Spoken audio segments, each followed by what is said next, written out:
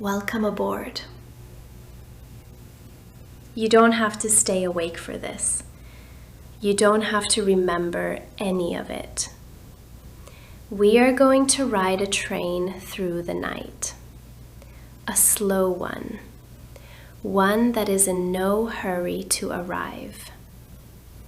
The doors have closed behind us. You don't have to think about that. You don't have to think about anything we leave on the platform. It will still be there in the morning, looked after, exactly where we set it down. Find your seat. It is the soft one by the window, with the small lamp above it. The lamp is already on. It will stay on, low and warm, for the whole long night, in case you want it. You can close your eyes whenever you like. The train will keep going. The train does not need you to watch the windows for it. The carriage we are in is an old one, older than the engine that pulls it. The seats are deep and the color of dark plums, and they have held a great many tired people before they held you. There is a long mirror at the end of the car and a luggage rack of brass that someone polished a long time ago and no one has polished since. It does not need polishing tonight. Nothing in here needs anything tonight.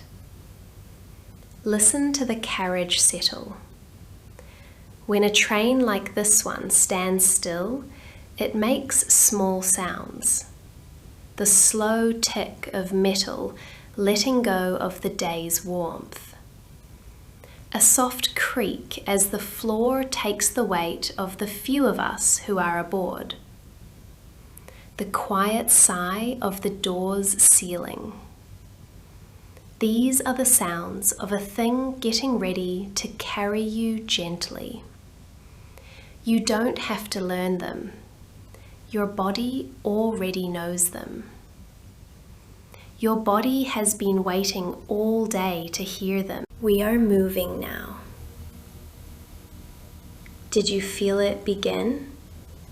It did not begin the way a car begins, with a jolt. It began the way a tide begins. One moment the platform was still, and the next moment the platform was very gently leaving us, or we were leaving it. At this speed it is hard to say which, and it does not matter which.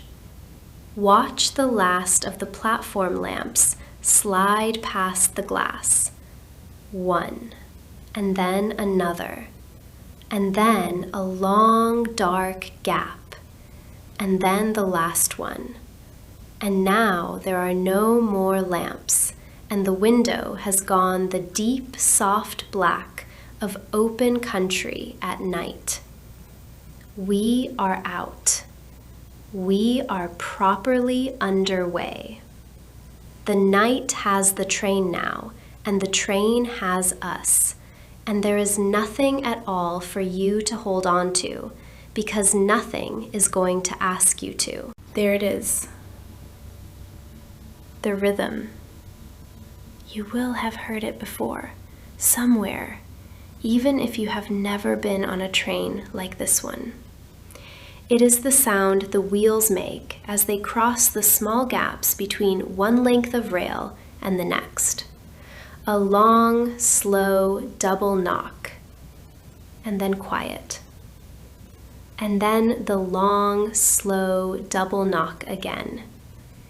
It is not a fast sound. This is not a fast train.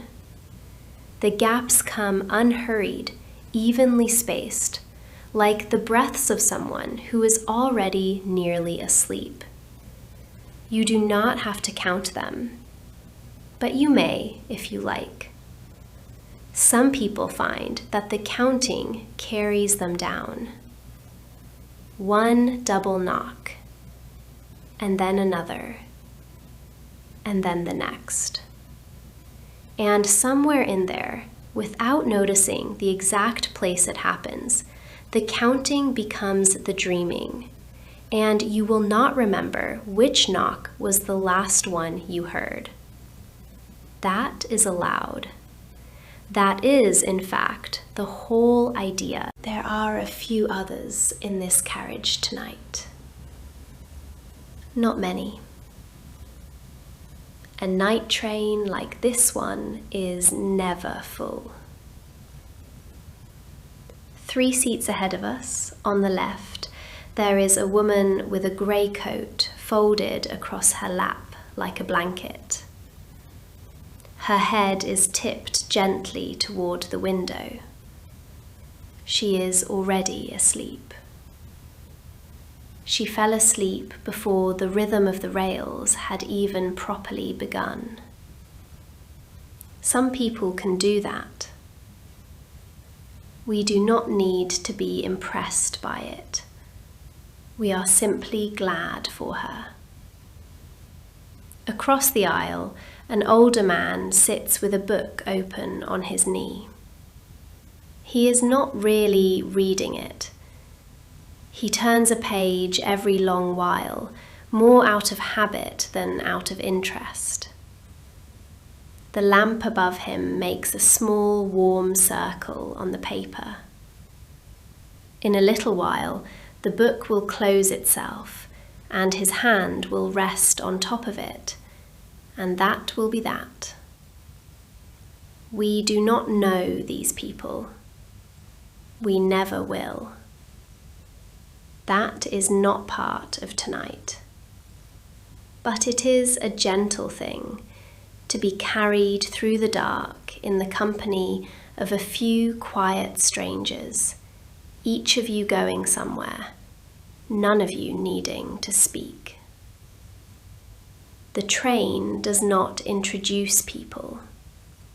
The train only carries the night between them. A town is coming. You can see it before you can see it. A faint orange stain low on the dark sky, off to the right. And now, here it is. The train does not stop. This town is not ours tonight. We only pass the edge of it. Watch the windows. Streetlights slide by, evenly spaced, amber and unhurried. A row of small houses, most of them dark, 1 or 2 with a single warm window still lit. Behind one of those windows, someone is awake, doing the last small task of their day, setting out a cup, drawing a curtain, standing for a moment, looking at nothing. They do not see the train, or if they do, it is only a soft ribbon of light sliding along the far edge of their town, gone almost before they have noticed it. And we do not see them, not really. We see a lit window, and we let them keep their evening, and the train carries us on. The town is already thinning now. The houses are further apart. The last streetlight passes the glass, and then the orange stain is behind us, low on the sky, growing smaller, and the window is country dark again. Look up for a moment at the small lamp above your seat. It is not a bright lamp. It was never meant to be.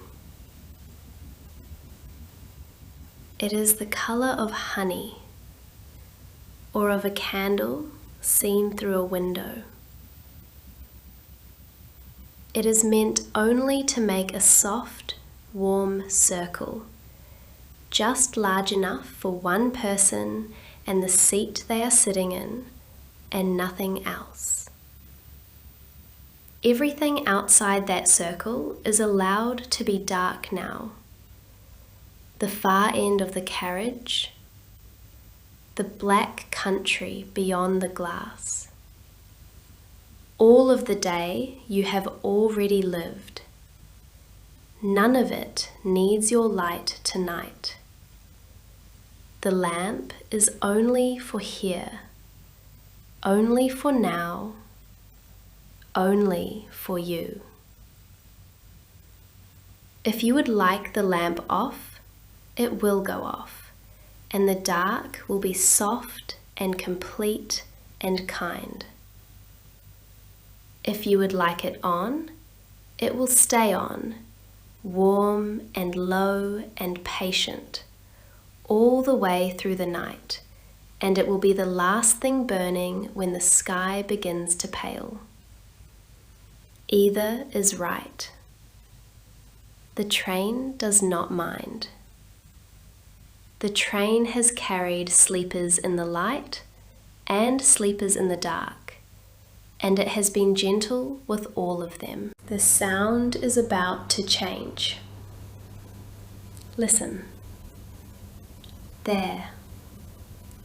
The rhythm has gone hollow, deeper, a little more open. We are on a bridge. Below us, somewhere under the iron, there is water. A slow river, most likely, or a still, wide pool. We cannot see it. It is far too dark. But we can hear that it is there, in the way the train's voice has opened out, the way a voice opens out when it crosses an empty room. For a few long moments, there is nothing beneath us but air and iron, and then the quiet, dark water. The train does not hurry across. It crosses a bridge at exactly the pace it crosses everything else. And now, listen. The sound is closing again, going solid. We are back over land. The bridge is behind us. The dark water is behind us, going on its own slow way in a valley we will never stand in. We were over it for less than a minute, and we will never know its name. And that is a perfectly fine way to cross a river at night. Let us be quiet for a moment. Let us not narrate.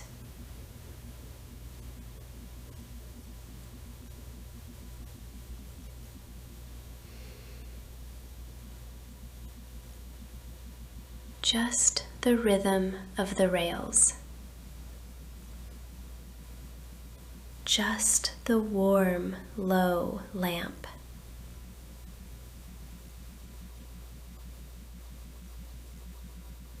Just the black country going by the window, soft and slow and endless. Just you in your deep seat being carried. Just me here in the next seat being carried too. Just the long train, doing what a long night train has always done. Nothing has to happen now. Nothing is going to happen now. That is the gift of the night train. You are already where you need to be. You are aboard. The rest of it, all of the rest of it, is the train's to carry, and not yours. The clouds have thinned. Look up past the glass at the top of the window. Stars, the first of them anyway. They are not racing past the way the streetlights did. The stars barely move at all. They are so far away that the train, for all its long, patient travelling, cannot seem to get any closer to them and cannot leave them behind. So they will keep us company all night. The street lights came and went. The towns came and went. The dark rivers came and went. But the stars in the top of the window will still be there at the deepest hour and the hour after that. You do not have to watch them. You can close your eyes. The stars will not mind, and neither will the train. They will both keep doing the quiet thing they are doing, whether you are watching or not. This is the first hour of our long night together. The train will keep going long after this chapter ends. It does not need us to stay awake for it. But we will stay aboard anyway. In the next chapter, the country opens out and the line drops into a long, deep cutting where the dark presses close to the glass on either side. We will be there in a few minutes, or longer. There is no hurry. There is no hurry anywhere on this train. If you have fallen asleep already, thank you. If you are still awake, thank you. Either is exactly the right thing to be doing. The train does not mind. The train has never minded. Stay aboard with me. We have a long way to go, and nowhere we have to be.